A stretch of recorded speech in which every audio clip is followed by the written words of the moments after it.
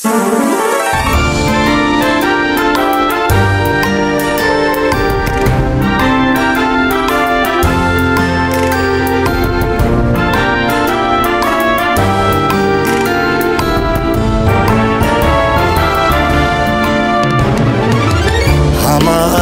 و همه از دل، همه آزاده در منزل، همه داننده ای خاطر که مرز کشورم با توست.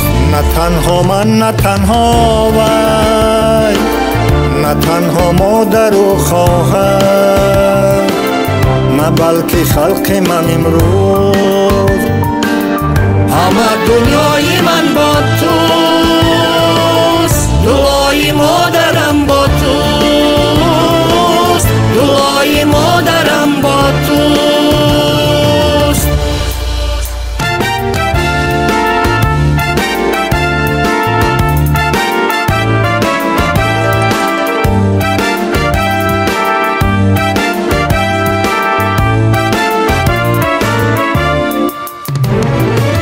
سزای کاری من با توست، صفای کاری من با توست.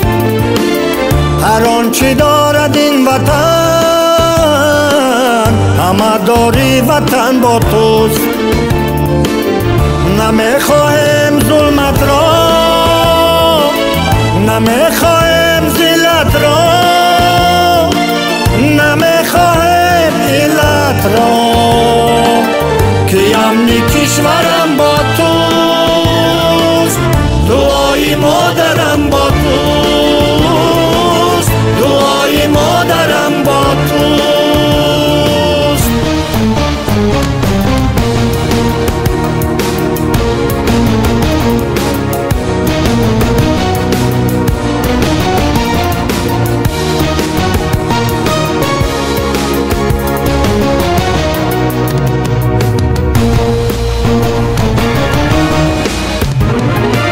سر و هم سرورم با توست، دل پناورم با توست.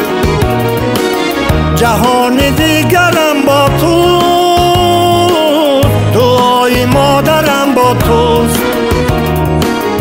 هر آنچه گفتم گفتم با پاکی از درون دل، همین گفتم که میگویم. همه جان و تنم با توست، که امنی کشورم با توست. همه دنیای من با